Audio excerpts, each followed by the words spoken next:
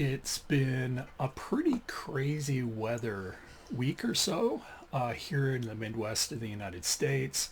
Over the weekend, I dealt with a power outage for multiple days. And then, surprisingly, even more frustrating was an internet outage. However, things have turned back around as the week started, and I got to be a Wednesday warrior. Stop by my LCS. I have a huge stack of comics. Let's talk about what we got. Hey, this is James. I appreciate you being here. Please do like, share, subscribe. Every week I try to talk about my stop at my LCS, buymetoys.com in beautiful Mishawaka, Indiana. I enjoy, as a school teacher, going first thing in the morning, which is something I don't normally get to do because school's in session. I was there right at 11 o'clock when they opened up the doors, and I got to get my books. I also got to see kind of the vibe. It's really different. The 11 a.m. crowd on a new comic book day is kind of a different culture than what I see like later in the day or typically in the evening, which would have been after work or later in the week more often than I'd want.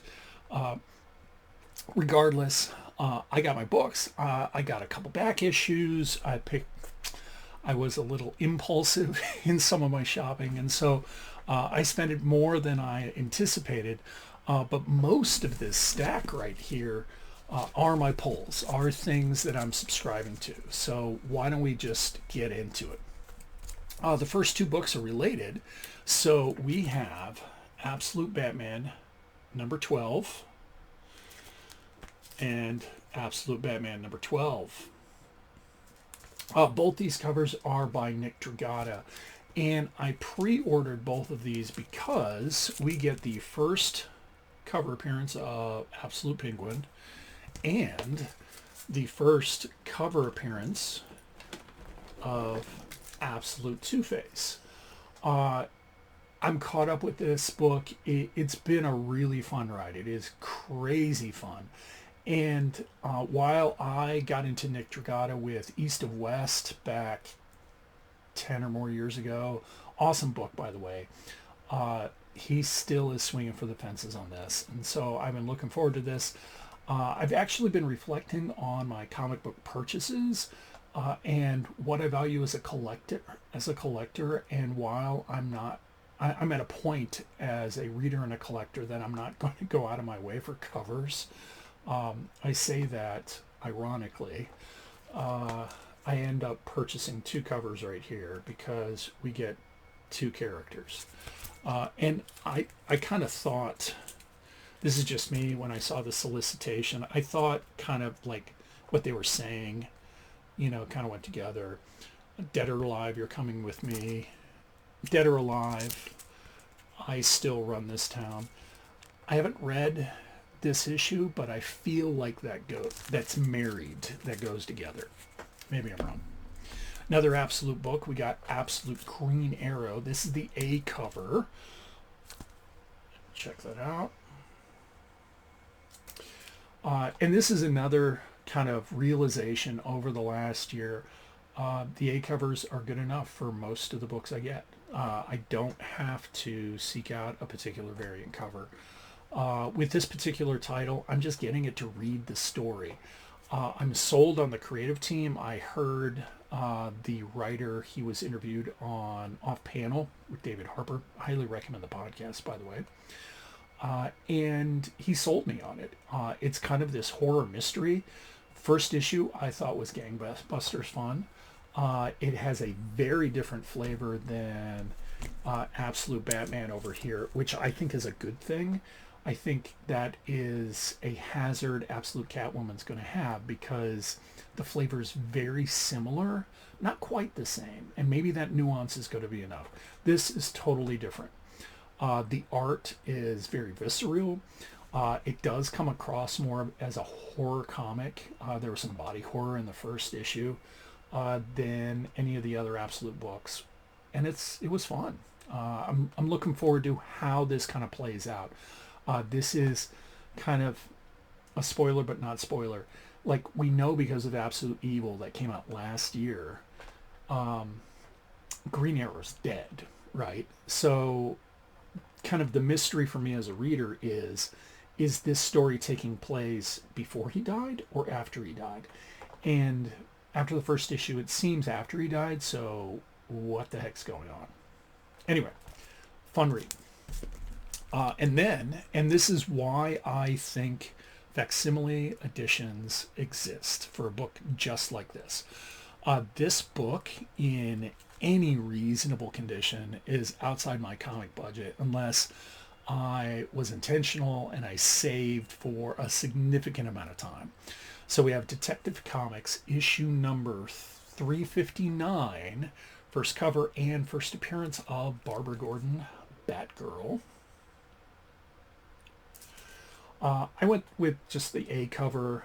There's been some times I've gone with the sketch cover, the sketch variant, but I haven't gotten any sketches done. You know, it's just kind of this thing. And I think I've only gotten one foil and I regretted it afterwards. So I like just the regular, you know, trade dress, regular look of the book as it originally came out. And a book like this is definitely why facsimile editions rule. You know, I get to read this story in a format that is similar to what it came out back. What this came out doesn't say. This is a Silver Age, though, right? Yeah, I think based on this right here, I was doing some research on this checkerboard. This is something that occurred back in the 60s for a very limited span of years. So this book, the original book, is 60 years old. I get to read this. It has a similar texture as the original. It's going to be fun. This is probably the best read I've had in the entire year. So we have If Destruction Be Our Lot, issue number 2 by Matt Rosenberg, his brother Mark Rosenberg. Okay. I'm pulling the A covers on this, and I'm going to ride this as long as it's coming out. It is very character driven. There was a lot of nuance in the first issue. The art was stellar. World building was incredible. You know, I can't say enough about it. I only have high hopes for issue number 2. And I hope that the Rosenbergs continue with this story as long as it bears fruit, and they continue to make this what really is a beautiful story about existence. You know, there's some mystery in there, there's all that, but it's really about just this existential question, you know, why are we here? And it's going to be a fun ride, I think. Also, Matt Rosenberg interviewed on Off Panel, and that's why I picked up this book. No regrets. We have, this is another Image book. We have Redcoat issue number 18. Originally, I had the wraparound A cover. Let me see who's doing this. This is Ghost Machine right here. Just like DC. They tell you who did it. Dynamite does the same thing. Marvel, you should do the same thing. So this is Leonardo Colapetro. It is not a wraparound cover, but I just thought it was cool. We have a Zeppelin. We have, it looks like it's set right at the beginning, you know, it's in the 1910, 20s. And we have Simon Pure right in the front. So just a really fun cover. This has been a fun book. And it's clear, usually the cover, and I enjoy this. I was talking about this with my LCS owner, Kelly, today, that what I haven't been enjoying about the Absolute books is the covers don't match the story. There's nothing there. It's usually just a cool Batman picture, or cool Wonder Woman, or cool Superman. And most of the time I'm okay with that, but it's kind of getting old that, like, the A covers really have been great, but they don't come in cardstock. And, you know, Jeff Johns, he wants the paper stock is amazing. And so there's a textual texture experience, tactile. That's the word I'm looking. Tactile experience with this cardstock cover, amazing art, and usually the art on the cover has something to do with the story. So this has been a very fun read and recently optioned. So this is issue 18. So that's just a couple trades if you want to get into this. We have a Dynamite title. This is Mumm-Ra the Ever-Living, issue number 3. I went with this cover right here. This has been a fun nostalgia ride. Halfway through this particular miniseries, only supposed to be 5 issues, and it's been all origin, okay, which has been an interesting read. Now, will this undermine the mystery of Mumm-Ra? Probably not. Like, when I was watching it back in the 80s, I wasn't like, I wonder where Mumm-Ra came from. I wonder what his backstory is. I didn't care. That's not what it was about. So, this has been fun. Another facsimile. This is by Marvel. We have Silver Surfer issue number 4. Check that out. Marvel has been doing, instead of having a foil cover, usually the B cover is something else entirely. I wanted the A cover because this is incredible. You know, that's just amazing Kirby art right there. Anyway, this is another reason why facsimiles exist. I did see we have a comic book museum in town. I was going through the books. They're not dollar boxes, but they're less expensive books. He's not the owner because it's a nonprofit now, but the founder of the museum works there, and he's like, hey, we also have these, and he showed me like almost an entire run of Silver Surfer, and they were $200 a pop, and that's a lot of money, you know, for a book. I don't think this one was in there, and they were, you know, probably reasonably priced, but I get the same story, same reading experience. The only difference is, let me double check. I use blue tape. When I can, I get the resealable bags. BCW is the company my LCS goes with. Yeah, so this is what we got on the inside. It's not the same paper that this book originally used. Oh, it's John Buscema. Pencils on the front, and Sal doing the inks. My apologies to the Buscemas.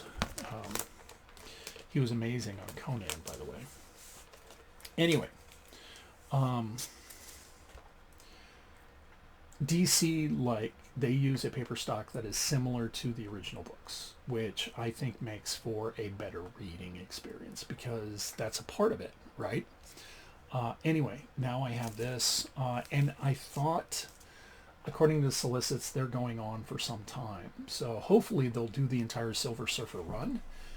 It's not very long, and that would be wonderful. Then I would have it, and I could read it in its original format. We have an IDW book, space related. We have Star Trek: The Last Starship, issue number 8. With issue number 7, which is the beginning of the second arc or second chapter, whatever you want to call it, the story took a definitive horror turn, which is incredible. It's so well done. And so I'm looking forward to seeing what the creative team continues to do with this.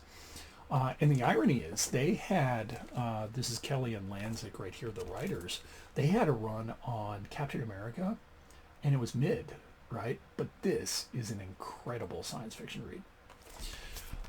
We have one of the big two. We have Superman Unlimited, this issue number 14, last issue of the Reign of the Superboys, which is why I got into this. This is the cover right here. John Kent is why I got into this book, because he's my favorite Superboy. And I'm hopeful that this will continue on. I think, and I went back, I was able to get most of this run, all except, no, almost everything, from half price books. So I was able to get like 1 through 12. No, 1 through 11 for like 20 bucks. Okay. $22 because each book was $2. And I read through it, really, really enjoyed it. Dan Slott's doing some very interesting writing where sometimes you have 1 or 2 issue stories, sometimes it's more Superman family oriented, definitely pulling in from Silver Age, even Golden Age, yeah, Golden Age. Sorry, I don't own any Golden Age books, so I don't use the term frequently. Golden Age characters and story beats, and it's been really fun.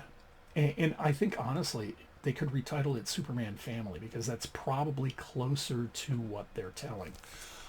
With the aftershocks of DCKO, Superman's kind of vanished, and so there are all these other Superboy characters, Superman adjacent characters. This has been a really fun read. This is Tomorrow Man right here, which is adult John Kent, and this is he's like an adolescent John Kent, as I recall. I think he's 12 or 13. Anyway, really looking forward to this.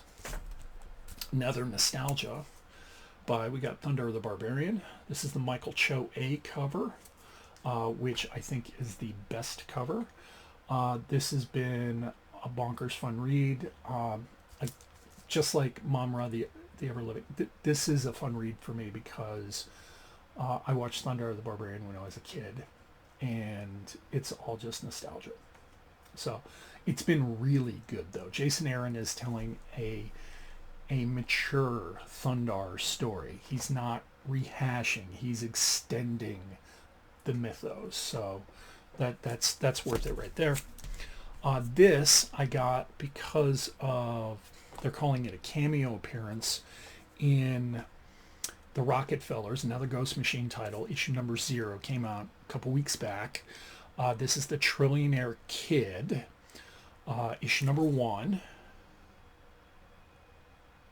This is a variant cover. This is the B cover by Stefano Simone. Okay. And you can see the interiors right there. Nice use of colors.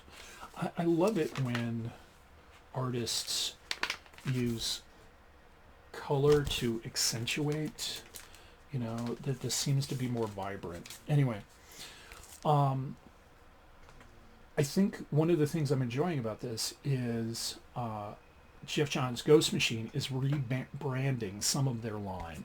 They used to call it Family something. I don't remember what it is. But they had their more family-centric stories, things that would be approachable for, I don't want to say kids, but are for a broader audience. They're not as mature as you get with Hyde Street or Geiger or even Redcoat. And Family Odysseys, that's what it was. So they're rebranding it The Unbelievables, okay, and they're having this little mini crossover between the Rockefellers and Hornsby and Halo. I have no interest in Hornsby and Halo. I read like 11 issues of that series, and it didn't click with me, even though I love Tomasi as a writer. The art just was off. The beats were off, and I think it really comes down to his co-creator, because the Rockefellers hitting all the beats and has an amazing artist. And it's not that the artist is bad. Anyway, get back to it, James. So they're doing a little mini event. It's 4 parts. They're going to have 2 issues here, 2 issues in Halo and... Okay, so 1 issue in Halo, Hornsby and Halo, 1 issue in Rockefellers. But what they're also doing is they're introducing kind of this whole other... Let me flip to the back. Oh, here we go. Yeah. So this was in the 0 issue. Okay, so what they're doing is they're introducing all of these other kind of Ripley's Believe It or Not. If you've read Department of Truth, this would be a PG, maybe PG-13 version of Department of Truth. That's what I think it is. And the head of it, instead of Lee Harvey Oswald, spoiler if you haven't read Department of Truth, is a kid who, for a lot of reasons, is a trillionaire. And he uses that to investigate all of these unbelievable occurrences. Where in Department of Truth, there's this whole other thing going on. Here it's about, well, here are these unbelievable things going on. And he's interested in it because his parents were. That's what was laid out in Rockefeller Zero. And it was really kind of a engaging hook. And I went, okay, I can get into this. I love the rebranding. I love that they're now in this shared universe, like the Rockefellers and Hornsby and Halo and a bunch of other unbelievables all exist in this common place. And I think that's something that they were missing. There was nothing kind of binding those together, like with Geiger and Redcoat. They're occurring in the same, it's called the Unnamed Universe. This is occurring in somewhere else now. Another Ghost Machine. I'm a trade waiter on this. We're at issue number 5. Okay. This is the art you get with it. Geiger is a really fun ride. That's all I have to say. And I think it reads better in trades than it does in single issues. I've heard other people, I think Brian LCS has mentioned that he thinks that nothing happens and it's really slow. I don't get that feel when I read it in trade. So now here's some impulse buy, and this is way longer than it is. So if you have endured this, thank you for listening to me ramble on. Impulse buy number 1. I have the individual issues of this. I just thought it would be nice to have it in a DC compact edition. So we have Batman Under the Red Hood.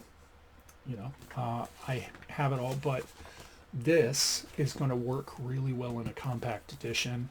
I can take it with me instead of taking, what is it? This is the entire arc. So this is 5, 6, 12, 13 comics right here for $10, So I got that. Impulse buy number 2. I saw this last week. I'm pulling Captain America, pulling Fantastic Four. I've read One World Under Doom, which I thought was an amazing Ryan North story last year.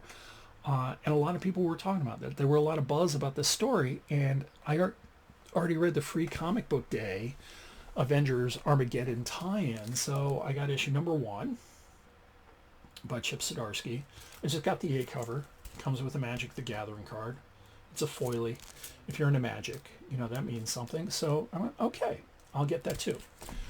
Impulse buy number 2. And this might, in hindsight, I wasted $5, but I do that much getting coffee in the morning. So I just won't buy coffee. I will be conservative. I will be frugal. This is Ultimate Endgame issue number 4. A cover. I'd gotten a variant cover originally. I went, oh, this is really cool. But I didn't like the lack of trade dress. The more it sat on it, the more I went, I really don't like this cover. I'm not going to keep it. Doesn't fit all the others. So I saw this. I grabbed it. Because my LCS gives me 20% off. I got it for free, right? Anyway, so those are all my buys. Let me know what you think. Leave a comment down below. Thank you for listening to me ramble on. I was talking tonight. Please do like, share, subscribe, leave a comment. Did you get your polls this week? What books are you reading? Let me know. Let's have a conversation. Thank you for tuning in. Life really is so much better when I can talk about comics, but more importantly, when we all can read more comics.